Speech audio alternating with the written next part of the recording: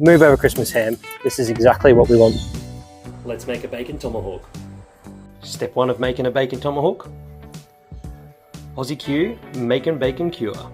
Grab your cure, just do a nice even coat. Now remember, as Aussie Q would say, pat, don't rub, save that for the bedroom. Next, you want to grab yourself a vacuum sealer bag and put her in. If you haven't got one of these, grab yourself a ziplock. Get it in there looking pretty, and let's go vacuum seal it. Alright, now she's all vacuum sealed, we're going to chuck her in the fridge and we'll see it in 7 days. 3 or 4 days in, make sure you flip it so that way it cures nicely. Chuck her back in the fridge for the next couple of days. It's pork tomahawk time. Got it sitting just here. Getting the barbie ready, let's have a squiz at the setup. Alright, so today we're going to be running the Weber Kettle. I'm going to just use a mini snake method. So this is where I've got my olive pips set up in a 2x2. Got my chunk of cherry sitting on top. And I have my pips sitting in here. So I'm going to get these ones started, about 10 of them give or take. Put them at the start of the snake, and then that's going to slowly burn its whole way through. I'm going to aim to run this pit somewhere around about 250 Fahrenheit, like I said, for a couple of hours, until she's sitting at around about 150, 160, depending where we go. Let's get it started.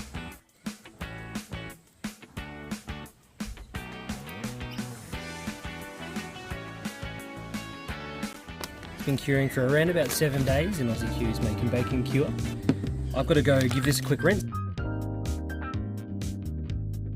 We are back, all rinsed off, just taken off a lot of that excess cure. It's not really needed now. And next we're going to go straight in with a bit of a rub.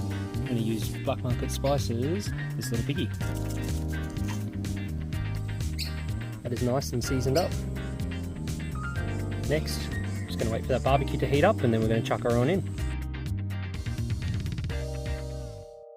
This Barbie ready to put on. So I've got my olive pips sitting here, nice white hot. Just heating up that kettle now. As soon as it's ready, we're going to chuck her in with some cherry, and we're just going to let it smoke until I'm comfortable. I guess while I'm out here, some of you have asked about a lawn update too, so let's take a quick look. Put a bloody huge trampoline on the new grass, but that's alright, kiddo loves it. Grass is looking good. Had its first mow the other day. Let's get back to it.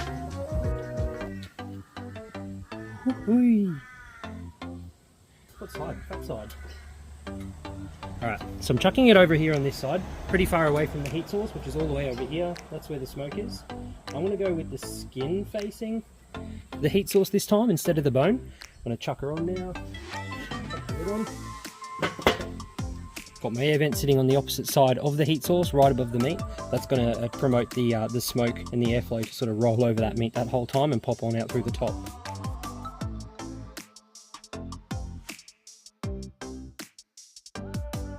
This bacon Tommy is pretty much exactly where we want it.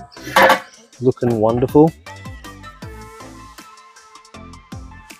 Pork Tommy's now off. Let's spin her around and take a look. This is it. Looking beautiful, probing around about 150F, give or take. So now we're going to give her a rest in the fridge overnight. See you in the morning. It's Sunday. Let's see this pork. Barbie's on. We're getting ready to cook this bacon tomahawk. So let's talk through the process. We're going to go for a quick reverse sear is what I'll call it. So it came up to temp yesterday. I was pretty comfortable. It's been in the fridge overnight. What I need it to do is I need that internal to hit the temperature that I'm actually looking for. I'm going to guess around 140, give or take. And then I'm going to give it a really hot and fast sear. So I want it to come up to temp pretty quick. Realistically, it's already cooked, so I don't need to cook it too much. I just want it to be warm the whole way through. That's how we're going to tackle it. Might change it as I go through, but watch this space. Pips are on. Going to be ready shortly.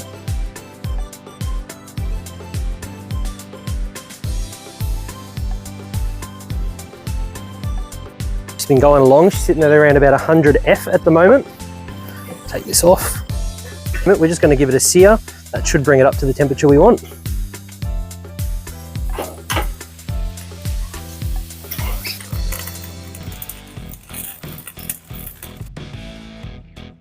This bacon Tommy is all done. Here we go. Don't want to drop it. We're going to go slice it up.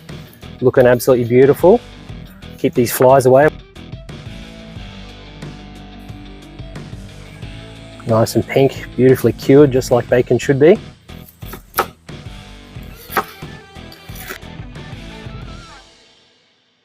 I'm going to hold her up as best as I can. There you go. Perfectly pink.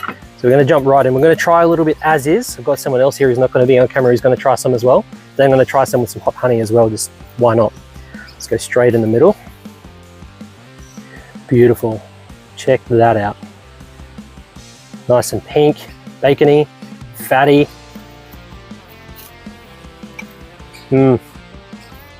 Yeah, okay, that's actually legit. So I thought it was going to be a little bit dry. Obviously bacon always has a bacony texture, but nah, that's just absolutely perfect, hey. Australian buffalo sauce, smoked honey on it as well. I'm just going to, again, look at that beautiful piece. Just a little bit, just for some sweetness.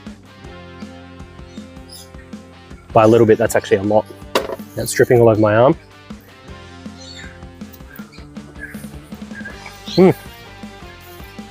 Magnificent, magnificent.